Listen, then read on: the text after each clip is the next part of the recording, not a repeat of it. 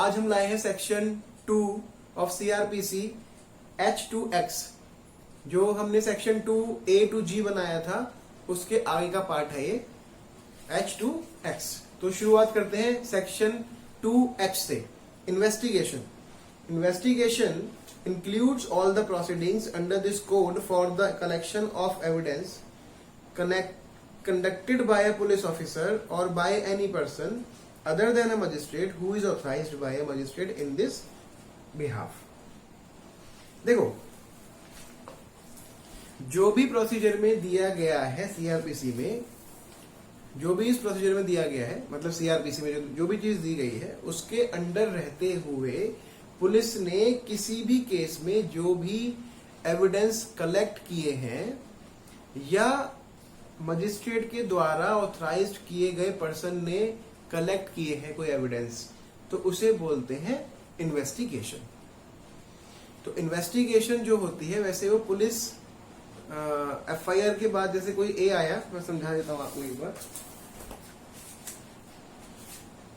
जैसे कोई ए है, उसने एक रिपोर्ट या इंफॉर्मेशन दी, ठीक है, पुलिस को।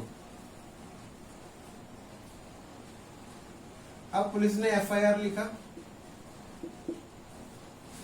मान लो एफआईआर है अबाउट मर्डर।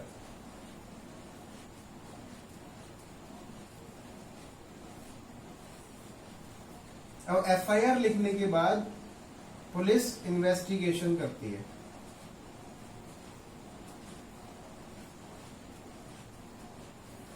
उस केस के बारे में, या कह सकते हैं कि उस इंफॉर्मेशन के बारे में, उस एफआईआर में जो भी इंफॉर्मेशन उस इंसान ने ए ने दी है उसका पता लगाने के लिए इन्वेस्टिगेशन की जाती है पुलिस के द्वारा। डेथ, इम्प्रिजनमेंट फॉर लाइफ और imprisonment for a term exceeding 2 years। Warrant case उस केस को बोलेंगे जो केस पनिशेबल है विद डेथ। सबसे मैक्सिमम जो पनिशमेंट होगी इसमें डेथ होगी। देन इम्प्रिजनमेंट फॉर लाइफ और imprisonment for a term exceeding, सबसे नीचे 2 साल तक। 2 साल तक की जो भी सजा या जो भी ऑफेंस होंगे उनमें वो वारंट केस होते हैं। तो आगे बढ़ते हैं section 2L। Non-cognizable offence means an offence for which, and non-cognizable case means a case in which a police officer has no authority to arrest without warrant। Non-cognizable offence में police have no right to arrest without warrant। मतलब police without warrant किसी भी इंसान को गिरफ्तार नहीं कर सकती है। अगर गिरफ्तार करना है तो उसे वारंट की जरूरत है, जो उसे कोर्ट से लाना पड़ता है। ठीक है, कोर्ट से ऑथराइज्ड वारंट को उसको दिखाना पड़ेगा कि आपके पास, हमारे पास आपका अरेस्ट वारंट है और आप हमारे साथ चलेंगे अब। तो तब वो इंसान उसके साथ मतलब तब पुलिस वाले उसको अरेस्ट कर सकते हैं जब उनके पास अरेस्ट वारंट होगा उसका, अन्यथा नहीं कर सकते नॉन कॉग्निजेबल केस में।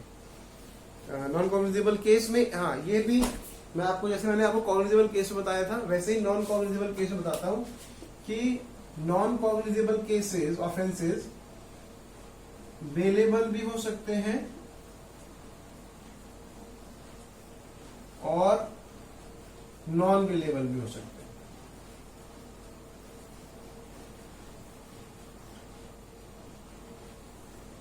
ठीक है, अब नॉन कॉग्निजेबल ऑफेंस बेलेबल तो हो ही सकते हैं, ठीक है, ये तो पता ही है।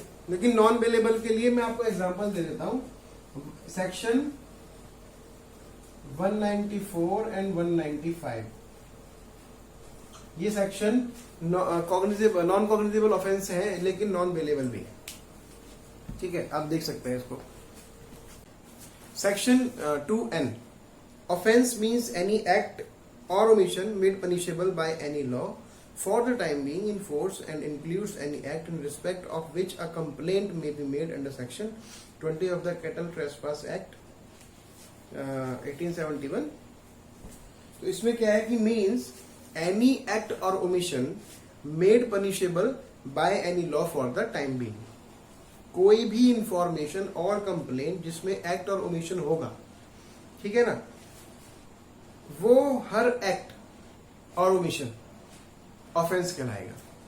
Section 2R police report means a report forwarded by a police officer to a magistrate under subsection 2 of section 173।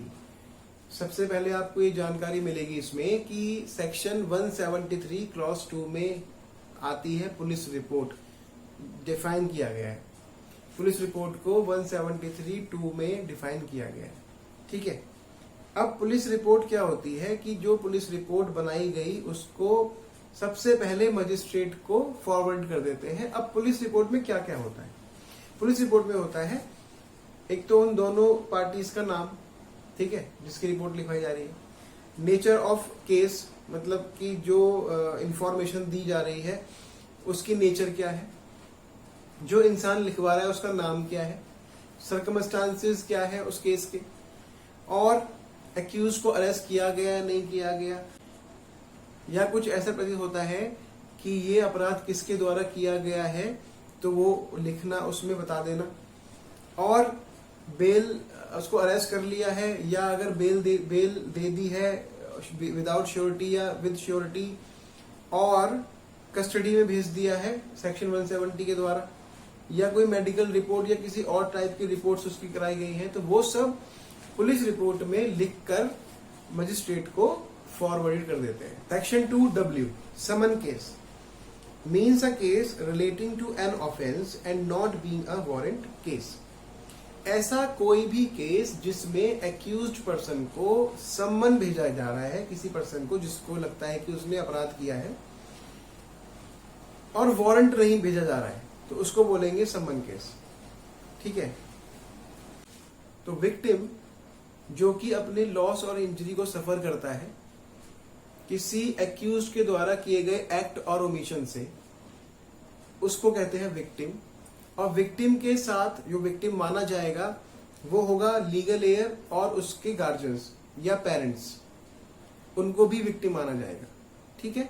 Section 2X warrant case means a case relating to an offence punishable with death, imprisonment for life or imprisonment for a term exceeding 2 years। Warrant case उस case को बोलेंगे जो case punishable है with death, सबसे maximum जो punishment होगी इसमें death होगी, देन इम्प्रिजनमेंट फॉर लाइफ और imprisonment for a term exceeding, सबसे नीचे 2 साल तक, 2 साल तक की जो भी सजा या जो भी ऑफेंस होंगे उनमें वो वारंट केस होते हैं।